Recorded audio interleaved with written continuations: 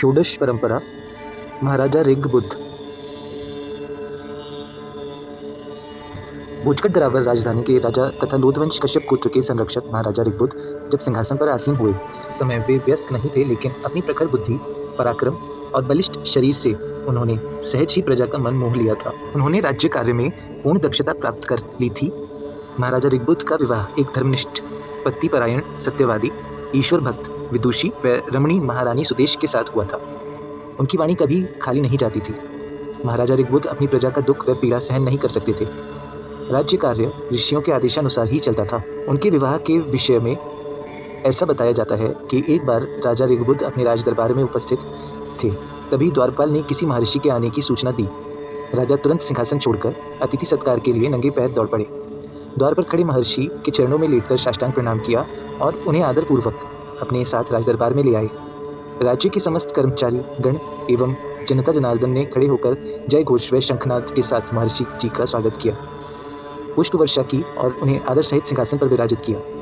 राजा स्वयं उनके चरणों के निकट नीचे कालीन पर ही बैठ गए। यथानुकूल उन्हें भोजन कराया गया। तदुपरांत राजा ने महर्षि जी को एक स्वर्ण थाल में हीरे जवाहरात और रत्न आदि भेंट करने का आदेश दिया, लेकिन महर्षि जी ने ये अमूल्य द्रव्य लेने से अस्वीकार कर दिया। वे बोले, राजन, ये अमूल्य द्रव्य या तो राज्य महाराजों के महलों और राजकोष में शोभा पाते हैं अथवा जनता के उपयोग एवं सुरक्षा हेतु हुआ करते हैं। साधु सन्यासी तो केवल राजाओं के सम्मान के भूखे होते हैं और वह इच्छित वस्तु हमें भरपेट मिल चुकी है। हम तुमसे बहुत प्रसन्न हैं। हम तुम्हारे माता पिता एवं कुलगुरु का नाम जानने के इच्छुक हैं। राजा ऋग्बुद्ध ने अपने माता पिता का नाम तो बता दिया, किंतु गुरु का नाम सुनकर मौन हो गए। महर्षि राजा का अभिप्राय समझ गए और स्वतः ही बोले, राजन, अनेकानेक ऋषि महर्षि तुम्हारे राज दरबार में आते हैं और तुम उन सभी का यथोचित आदर सत्कार करके विदा कर देते हो। वे तुम्हें आशीर्वाद देकर चले जाते हैं। इसी आवागमन के साथ साथ वे क्षणिक संबंध भी टूट जाते हैं, लेकिन हमने तुम्हारे घर का अन्न जल ग्रहण किया है, अतः हमारी आत्मा का संबंध तुम्हारी आत्मा से अटूट रूप से जुड़ गया है। हम तुम्हारे सेवा भाव और आदर सत्कार से अत्यंत प्रसन्न हैं। महाराज, राजा ऋग्बुद्ध गदगद होकर बोले, आप ही मुझे अपना शिष्य स्वीकार कर लें। आपके व्यक्तित्व और वाणी ने मेरा मन मोह लिया है। राजा ने ऐसा वचन कहा तो महर्षि ने भ्रिकुटी उठाकर राजा के भाल को एकटक देखा और क्षणोकांत उन्हें अपना शिष्य स्वीकार करने की अनुमति दे दी। तत्काल राजा ने एक थाल में गंगाजल, धूप, दीप, निवेद, घृत, चावल, हल्दी और विभिन्न सामग्री मंगवाई। वेद शास्त्रों के मंत्रोच्चारण और गायत्री श्लोकों के साथ राजा ने हल्दी चावल से महर्षि जी को विधिवत गुरु बनाने हेतु उनके मस्तक पर टीका लगाने की रस्म निभानी चाहिए, तो महर्षि ने उन्हें तुरंत रोक दिया और दृढ़वाणी में बोले, राजन, ऐसे नहीं। अपना दाहिना अंगूठा चाकू से काटकर अपने खून से हमारा तिलक करो। महर्षि के आदेशानुसार राजा ने ऐसा ही किया। महर्षि संतुष्ट हुए और राजा ऋग्बुद्ध को गुरु मंत्र देकर राजमहल से विदा हो गए। राजा ने आवेश में आकर अपने दाहिने हाथ का अंगूठा चीर डाला था। उसमें दर्द हो रहा था। राजवैद्य ने उस अंगूठे की मरहम पट्टी कर दी। संध्या के समय राजा अपने घोड़े पर सवार होकर वनों में घूमने के लिए निकल गए।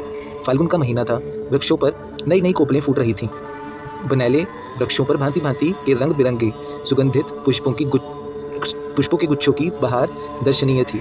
राजा प्रकृति के सौंदर्य दर्शन में ऐसे बेसुध हुए कि वापस लौटना ही भूल गए। आगे ही बढ़ते चले गए। बहुत दूर घनघोर वनों का वातावरण प्रारंभ हुआ। राजा ने पीछे मुड़कर देखा तो वन ही वन दृष्टिगोचर हो रहे थे। कोई और छोर दिखाई नहीं दे रहा था। इसी बीच आंधी का वातावरण बन गया। सूर्य छिपने में कुछ समय शेष था। पेड़ों की सघनता से और भी अंधेरा सा छा गया। पीछे लौटते लौटते राजा दिशा भूल गए और विपरीत दिशा में घोड़ा दौड़ाए चले गए। तभी घनघोर बियावान वन में उन्हें कहीं दूर से शंख घड़ियाल की मधुर ध्वनि सुनाई पड़ी। राजा ने ध्वनि की दिशा लेकर घोड़ा मोड़ दिया। अभी वे निर्दिष्ट स्थान पर पहुंचने भी न पाए थे कि अचानक चारों ओर से दर्जनों घोड़ों की टापें सुनाई दी। इससे पहले कि राजा अपने हथियार पर हाथ जमाते, दर्जनों घुड़सवारों ने जो कि तलवार, भाले, पल्लम और चमचमाते नंगे हथियारों से सुसज्जित थे, राजा ऋग्बुद्ध को चारों ओर से घेर लिया। राजा ने निर्भय होकर पूछा, तुम लोग कौन हो?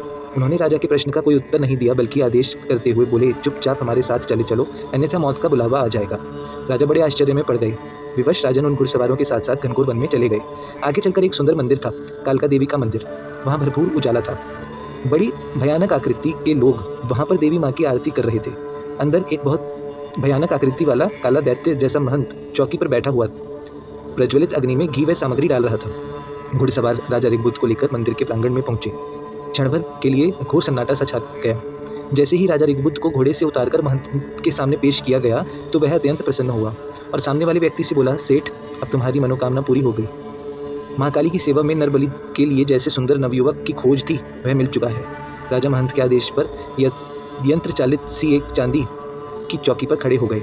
राजा भलीभांति समझ गए थे कि वह राक्षसों के बीच घिर चुके हैं, क्योंकि ये लोग किसी आशय से उन्हें नरबलि चढ़ाकर देवी को प्रसन्न करना चाहते थे।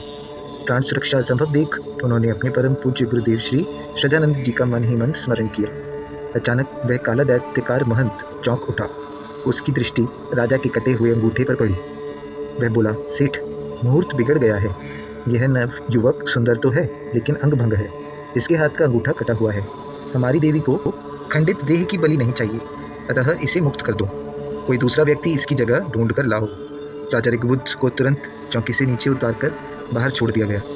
अब राजा ऋग्बुद्ध को अपने गुरुदेव श्रद्धानंद जी द्वारा अंगूठा काटकर तिलक कराने का रहस्य ज्ञात हुआ। सोचने लगे कि गुरुदेव में कितनी शक्ति है। यदि ये वे राज दरबार में मेरा अंगूठा कटवाकर तिलक न कराते तो अवश्य ही आज मुझे अकाल मृत्यु का ग्रास बनना पड़ता। राजधानी वापस लौटने के पूर्व राजा ऋग्बुद्ध ने नरबलि चढ़ाने का आशय महंत से पूछा तो विदित हुआ कि किसी बहुत बड़े स्वर्ण व्यापारी का सोने, चांदी व जवाहरातों से भरा जहाजी बेड़ा समुद्र में कहीं भटक गया है तथा उसे किसी व्यक्ति ने परामर्श दिया है कि यदि तुम कालका मंदिर में जाकर नरबलि चढ़ाओगे तो महादेवी प्रसन्न होकर तुम्हारे जहाजी बेड़े को सही मार्ग पर पहुंचा देगी।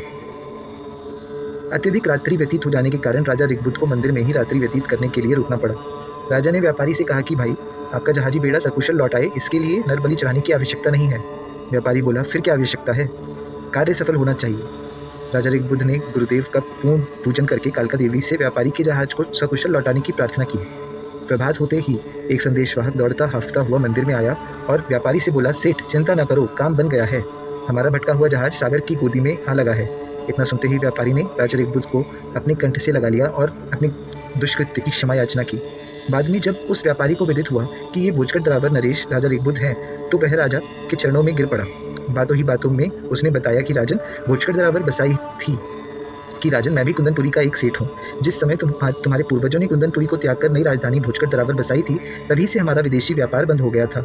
अतः हम लोग उस उजड़े हुए राज्य को त्याग कर व्यापार करने के लिए नगर से बाहर चले आए हैं। अतः अंत में उसी व्यापारी ने प्रसन्न होकर अपनी अति सुंदर एकमात्र बेटी सुदेश का विवाह राजा ऋग्बुद्ध के साथ कर दिया। व्यापारी ने करोड़ों रुपयों का धन दहेज में देकर राजा ऋग्बुद्ध को अपनी पुत्री का पति स्वीकार कर लिया। एक बार का वृतांत है। राजा ऋग्बुद्ध ने अपने कुलगुरु महर्षि श्रद्धानंद जी से प्रार्थना की, हे गुरुदेव, आज मैं राजा बल के त्याग, वैराग्य और भक्ति की गाथा आपके मुखारविंद से सुनना चाहता हूँ। महायोगेश्वर जी कहने लगे, हे राजन, जब राजा बल की भक्ति और दानवीरता की प्रशंसा पृथ्वी से आकाश को छूने लगी तो उनकी परीक्षा के लिए भगवान विष्णु 52 अंगुल का अवतार धारण करके भूमि पर अवतरित हुए। राजा बल के गुरु शुक्राचार्य भी उसी स्थान पर विद्यमान थे। अतः उन्होंने राजा बल को सचेत करते हुए कहा कि हे राजन, आज स्वयं शक्ति स्वरूप विष्णु भगवान तेरी परीक्षा के लिए आ रहे हैं, उन्हें पृथ्वी का दान नहीं देना। राजा बल ने उत्तर दिया कि हे गुरुदेव, आप मुझे विपरीत शिक्षा देकर धर्म मार्ग से विमुख कर रहे हैं। गुरुदेव, ये तो हमारा बहुत बड़ा सौभाग्य है कि विष्णु भगवान स्वयं याचक बनकर हमारे द्वार पर भिक्षा मांगने आ रहे हैं। मुझे आपका वह परामर्श स्वीकार नहीं है। अभी गुरु शिष्य में वार्तालाप चल ही रहा था कि विष्णु भगवान आ पहुँचे। राजा ने उनका बड़ा आदर सत्कार किया, उन्हें सिंहासन पर आसीन किया और विनीत स्वर में करबद्ध होकर बोले, कहिए भगवान, मेरे लिए क्या आदेश है? 52 अंगुल का शरीर धारण किए हुए विष्णु भगवान बोले, हे राजन, मुझे केवल 3.5 पग पृथ्वी दान में दे दीजिए।